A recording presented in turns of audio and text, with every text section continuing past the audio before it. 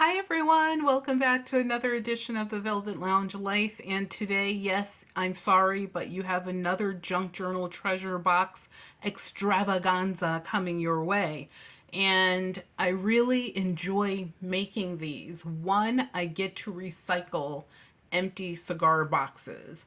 Two, or any kind of box. You saw the video where I refurbished a box from the 1800s and the box was a mess, and I actually made it into something brand new. I will try to remember to link that video down below in the description and the comments for you so you can see that. The transformation was pretty awesome, I have to say so myself, even though I made it. And I say that because the feedback that I got from people that watched that video was amazing. Thank you, thank you, thank you, thank you all. So here I am again with another junk journal treasure box for you. And this is like the biggest box that I've actually worked on so far. This box is, I'm going to say it's like 5. No, it is like 6.5 inches tall. So it's a big one. And it is like 8.5 inches wide. So that's a big box for a project like this. So size does not really matter in this case. Bigger, smaller, either way, it works. So what I did with this box is just like I do with all the others, is I added a storage space in it for a custom made journal that is part of this box. So on the outside, what you see is a little bit of ephemera, some bits and bobs. You know me, I'm going to use the buttons. These are basically porcelain buttons that have not been painted. So these are beautiful. These are probably from I would say the late 1800s, and they have not been polished. They haven't had any sort of glaze over them. This is what the raw button would look like before they decorate it. And I thought just having that little bit of button history would be awesome. And also I have lots of videos on the history of buttons, what they're made of, some projects, not a lot of projects, but some. So I will also try to remember to link that down below for you as well in the comments, as well as the description. This is an old ad from a magazine that was actually advertising this circus on Broadway, and I actually have a couple magazines about this. And they're sort of like ads, sort of like the bill. What is it called when you go and you see a play on the playbill? I was like, I have some of those playbills. So I actually cut that out of that. So you have a little vintage ephemera, Q&A. Why not? Just fun. These are just decorative pieces of paper that I cut in a fancy way and glued on the edges, and I did that consistently around the box. Some of these beautiful little decorative bits that you can actually just stick on. And what I do after I put all my paper parts and stickers on is I go over them with decoupage or Mod Podge, I should say, a couple times, and this other elixir that I make up myself, which gives it some waterproofing. Here you have this beautiful antique, really pretty large. This has to be close to the size of an American quarter. This is a sterling or a silver $50. And actually it's about the size of this. It's a little smaller than that. But this button is nice and it's awesome because you can actually use it to open and close the box. And then on top, I have this broken piece of costume jewelry. And even though you would think, how are you going to put that on there so it doesn't come off, it doesn't lay totally flat, never fear. Real jewelry glue is your friend. So you can actually lift the lid using this. This isn't going anywhere without being chiseled off. Once again, you guys, I know, I have this thing for the Trader Joe grocery bags because the artwork on them is just so it's detailed, it's nice, it's a vibe, and I like it. And then what I do is I go in with my permanent markers and or watercolor markers, and I just enhance it a little bit And then you do need to do the detail hand cutting out, not a big deal. And then you are ready to go, G2G. And then on the side, one of my favorite seasonings, Bell seasoning. I took the box, cut out the ad, and there you go. And you will see this little turkey a couple times in future projects.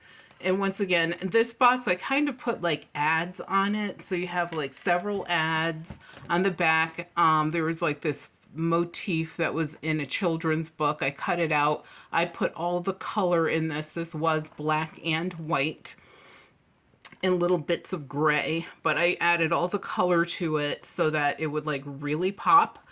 And then I cut it out and glued it on the back. I added that line in the horizon. You can actually write on it, but it's actually simply per the horizon.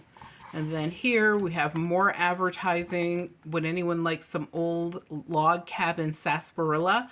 I never knew log cabin made sarsaparilla. I do not like their syrup, but apparently they made a lot of things way back in the day. And this is actually from an avocado, which is my husband thought that was hilarious. And then down below, because you guys know me when it comes to the bottom of things or the back of things, I like to leave some sort of surprise detail element. And here we have some fancy paper.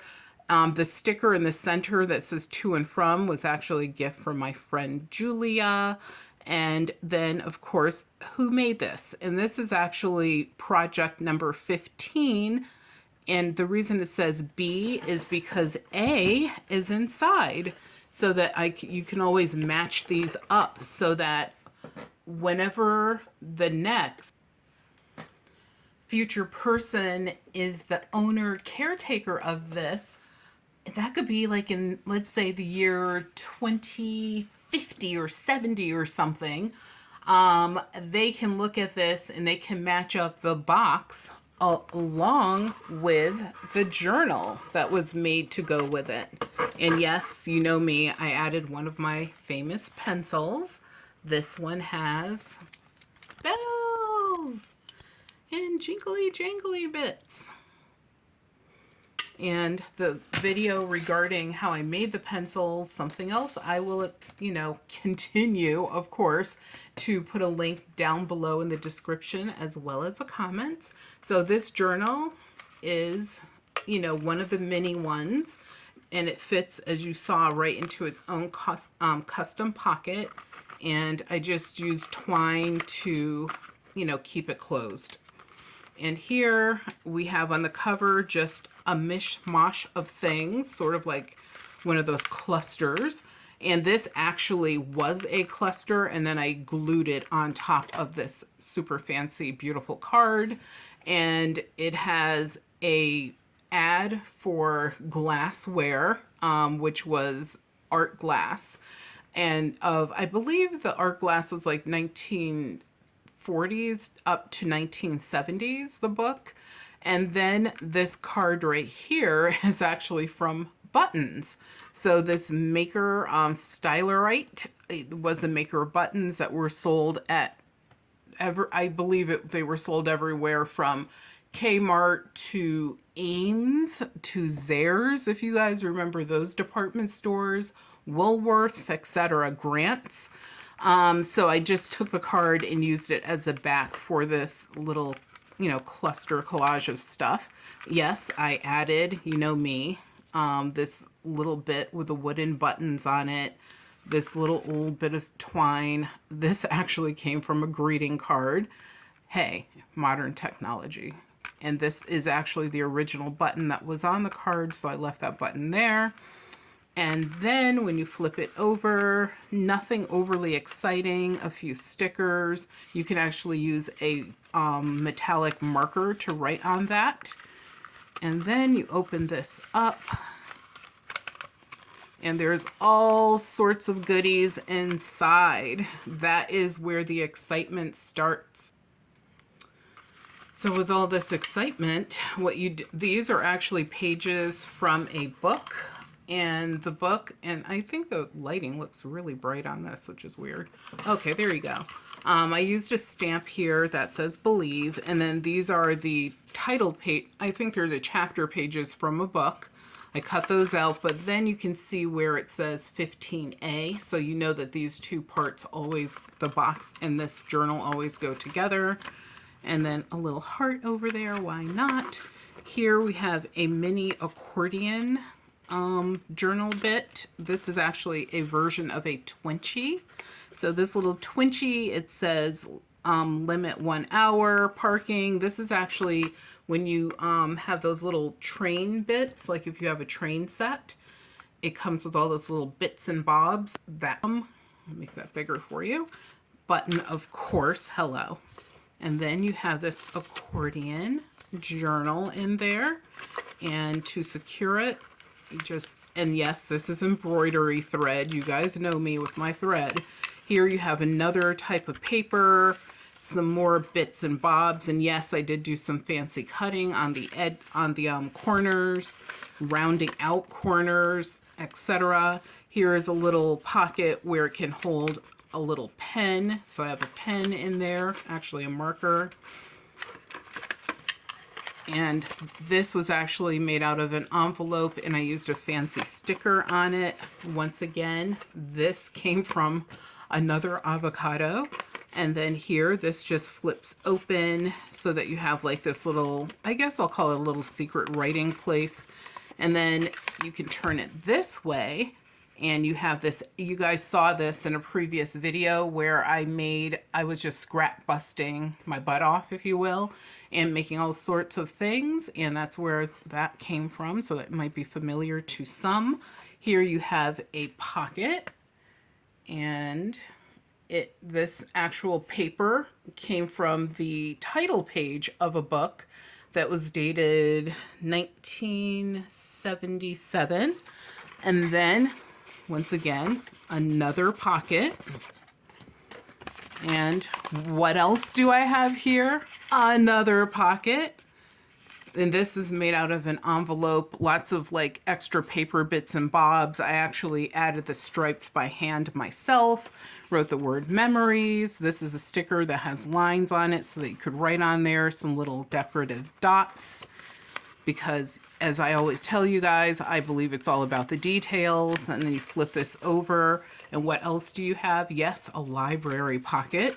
So, and this is an authentic one. It's not like one purchased from Amazon and dolled up. It actually came out of a real book. And then you keep flipping, and you have plenty, and I do believe in having plenty of paper so that the person can add their own notes and memories and journal entries, etc.